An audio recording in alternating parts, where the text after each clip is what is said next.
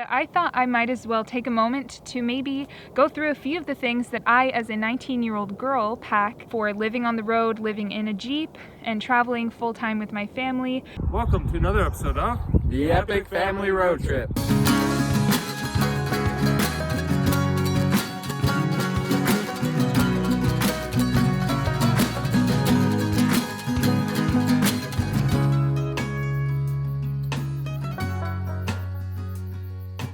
Just finished giving the keynote at the conference here in Fort Worth, and Caroline stayed back at the hotel to work on some video editing, and Mom and Pete and Dan went up to camp, and they had an eventful time. They had a bit of ice rain and a chilly night. They kept warm with their Mr. Heater buddy, but when Pete was opening the zipper, he got stung by a scorpion, so that's a first for him. We were a little worried about it, but he's fine. All right, we're heading up to Oklahoma now. All right, so we made it back to Oklahoma. We're all set up for a cold night. Then we're doing a bit of stuff on the Jeeps tomorrow. We'll spend one more night here, and then we are heading west. We don't know what direction yet, but really it depends on the weather.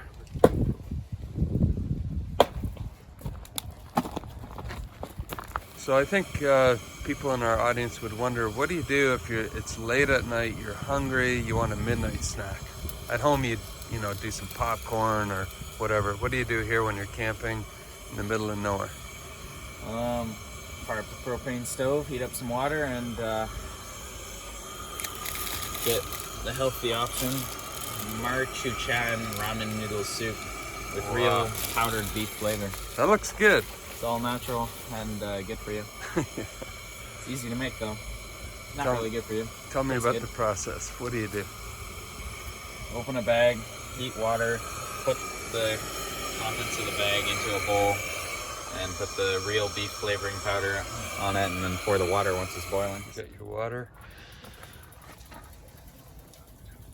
Smells good. Right frame, mommy.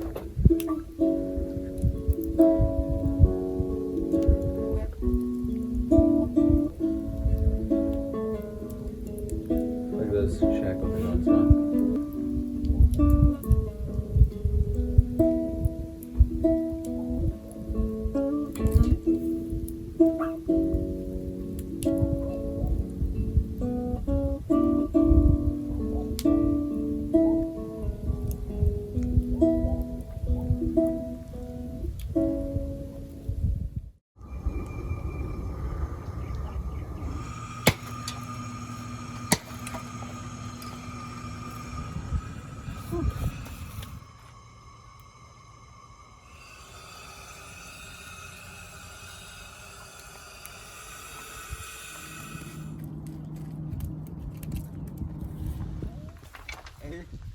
I got a perfect elbow to the belly.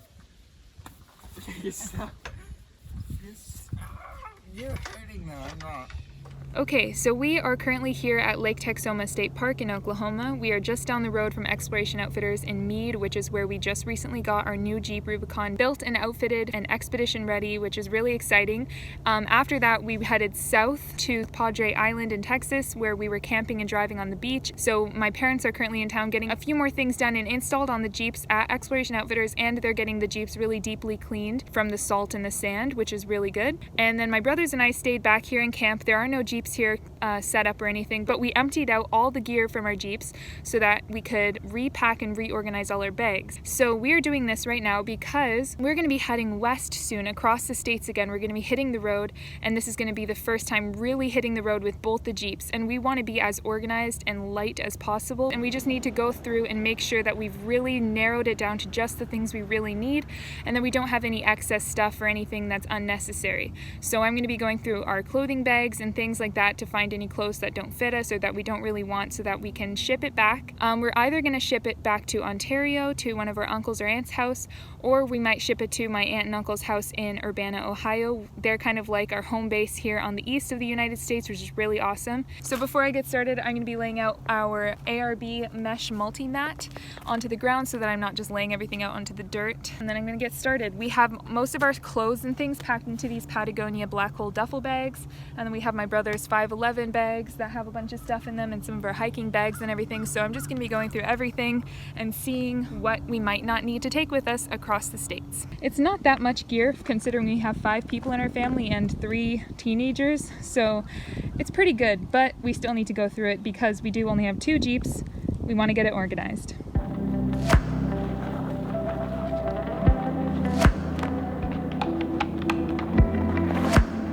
Okay, so now we have the mesh mat set up over here.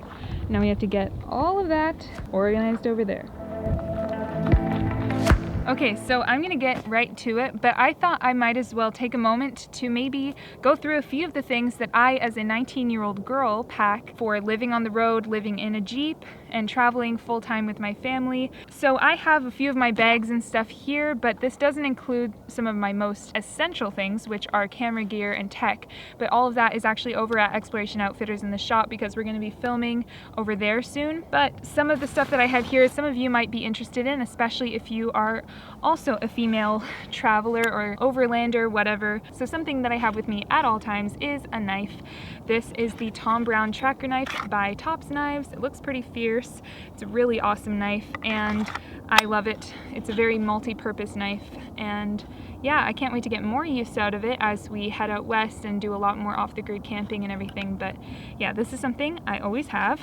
You might not imagine an overlander having something like this, but since we're not necessarily just overlanding or going for weekends or even short trips, we literally live on the road, I have to have all of my essential things with me. So yes, I have a purse because sometimes we do go into towns and cities and stuff like that, and you want to have something small to carry things with. You don't necessarily need a purse, but for someone that lives on the road, it's sometimes nice to have something kind of nicer to bring with you into cities when you go back into civilization. In it, I basically just keep like my wallet, my driver's licenses and different identifications, 511 boot knife, just stuff like that. I also have a Camelback. I just use this because I've had it for so long and it's just a really great day pack for everything, and then I just kind of use it as my storage, my organization for things that I need to have easy access to, and I obviously do use it as a day pack for hiking. So this is a really cool thing. It's a little REI travel towel, little face towel. I have a little pepper gel spray. It's a really mini one, which is nice. In here, I also have something that is one of my favorite things to have while traveling, which is books. And so many people have told me you should just get audiobooks or Audible or like even a Kindle or something so that you have the portable kind of electronic books, which are really handy for someone like me. But I just love the classic handheld paperback books. So a few of them I haven't read yet, so I'm really excited to read them. I have Sandance by Bruce Kirkby. Got this one for Christmas, which I'm really excited about. Also, this one I am currently reading. This is Sir Edmund Hillary's book about climbing Mount Everest. And then I also have this bag, which is my National Geographic camera bag, but I kind of just use it for everything now. And as you can see, it is not very organized. I kind of have everything just stuffed in there, but it is a lot of my kind of essential stuff. So I have a snow hat, raincoats, Patagonia, had it for a few years now, water bottles for hiking and every day, and then journals. This is one of my favorite things ever. This is something that I highly recommend you do, especially if you're a kid traveling with your family or anybody really, to journal your travels, whether it be on your device or handwritten into an actual book. It's just such an amazing and rewarding exercise to do, and it's so awesome to be able to look back on those memories. And I have filled up quite a few journals over the years, and it's just so great to be able to look back on them. I'm going to be starting some new journals soon as we head out west for our 5th year on the road. So the next is my clothing bag. This is a Patagonia 90-liter black hole duffel bag. And inside is basically my closet. This is where I keep all of my clothes that I wear throughout the entire year. So packing clothes for us is a little more complicated than for the average person, maybe going on a trip somewhere specific to a specific climate in a specific season. Since we're traveling throughout the entire year through all different types of climates and terrains and throughout all the different seasons, we kind of have to pack a little bit of everything, and we have to be really careful that we don't overpack. So I think especially for a 19-year-old girl, I've done a pretty good job at keeping it pretty minimal, because on top of it, I do know that I have some things that aren't necessary, like some dresses and some different kind of nicer clothes that I won't be wearing all the time, but I do want to have just in case. So as you can see, this is a really nice spacious duffel bag. In the main part, I can use these kind of packing squares that are really useful, and I highly recommend them. They're all different kinds and different brands. I believe 511 Tactical has some really nice ones out now too. These ones we got a few years ago and they're still in perfect shape. These ones are by MEC. That's the Canadian equivalent of REI. These are really nice, so I'm going to take them out and then show you what I use them for. So in this one, I use it for t-shirts, tank tops, light sweaters and flannels, and yes, I can pack that all in there. And then in this kind of smaller one, I have all of my different kind of blouses and button-ups for kind of more business wear, nicer clothes and stuff. So this one is the one with all of my dresses and kind of nicer clothes in it and sundresses and stuff, and I could probably send this away and it would be fine and I wouldn't really notice it because I don't really use this stuff every single day, and my bag would have a lot more room in it. But it's just one of those things, because for me, I do like to dress up once in a while, so it is a lot to think about, and you really want to pay attention to what you're packing because you just want it to be the necessities. And we're also, of course, working on that ourselves every single day, because almost every day for the last few months our mom has been talking about sending stuff back. We need to get rid of stuff. We have too much stuff. And obviously it is also hard without our trailer, because we do have a CBT adventure trailer that we left out in Oregon, and that is a really great thing to have.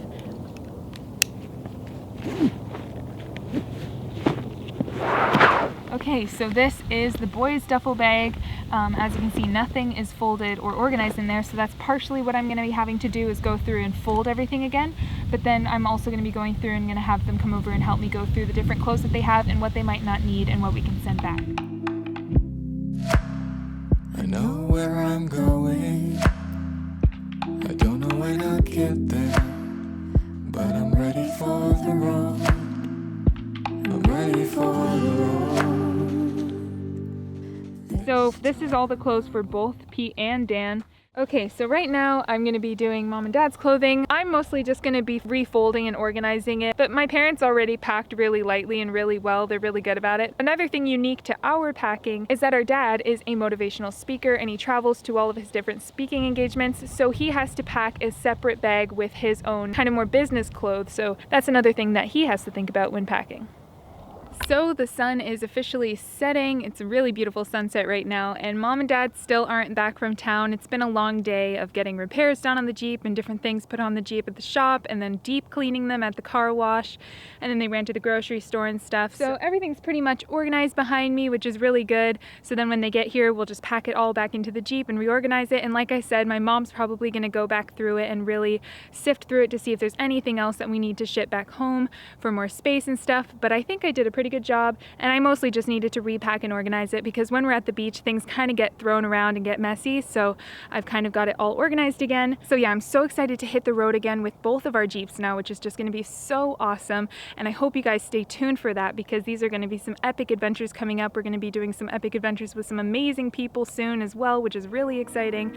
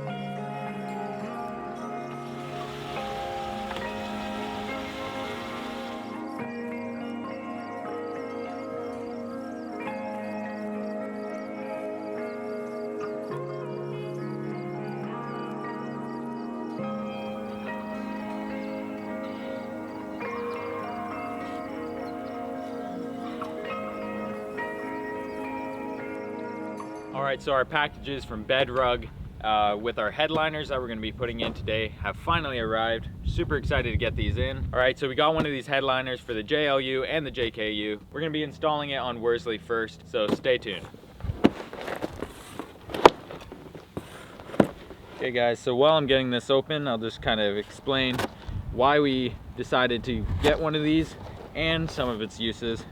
So the main reasons we got this headliner for our new Jeep and the old one Vandy is, one, it works as a insulator, so it keeps the Jeep warm, especially good since we're from Canada. We're going to be driving in a lot colder places, and also just soundproof, so the wind makes less noise on the roof as you're driving along.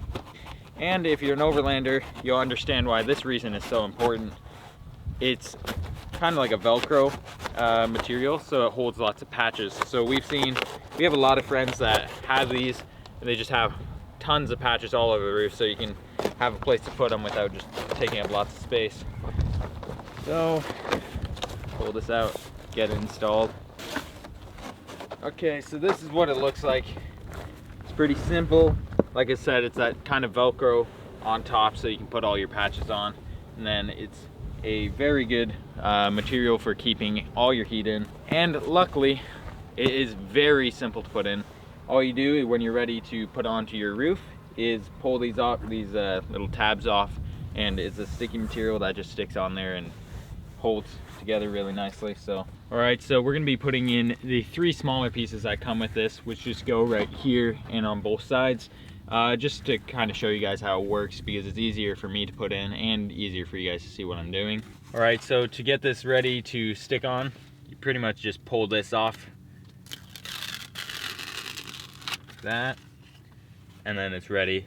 This is very sticky, so make sure you're putting it in the spot you want it, and it should just fit perfectly. Yeah, it's good.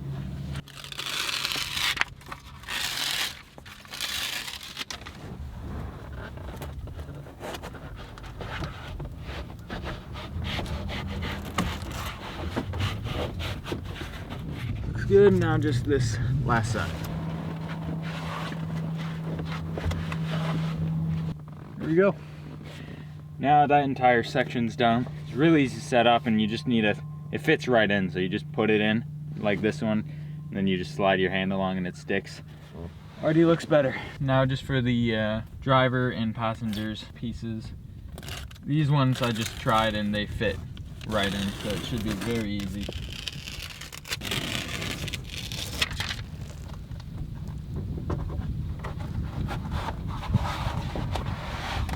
That was easy.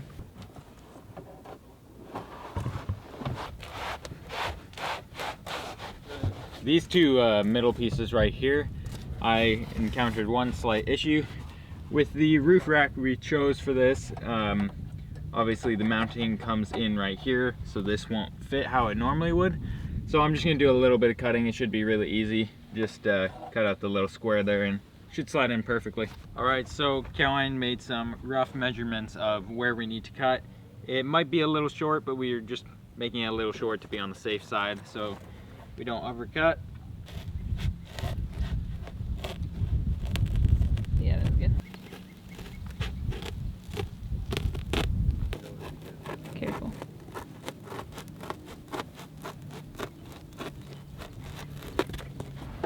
Is it too far to the... Yeah, so no, it's fine. We'll just shave a little bit more off this side. There'll be a tiny gap there, but that doesn't really matter.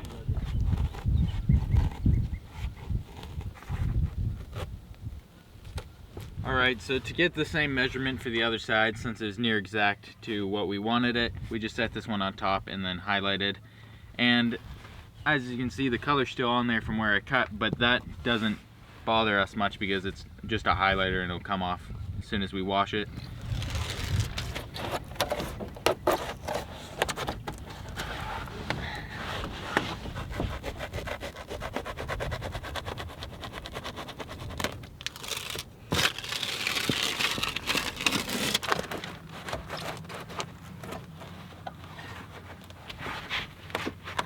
Alright, so I just finished cutting and measuring the back panel. The roof rack we have just for it's very strong. You can, I've seen videos of them holding up Jeeps with cranes and stuff with this rack. So it comes on the inside and then mounts to the roll cage. And the only problem with that is only when you have one of these. And it's very simple to solve. You just measure and cut, and we're not even doing it with proper tools and it's working fine. So now we're just gonna set these ones in. We measured it, checked it, fits all perfectly.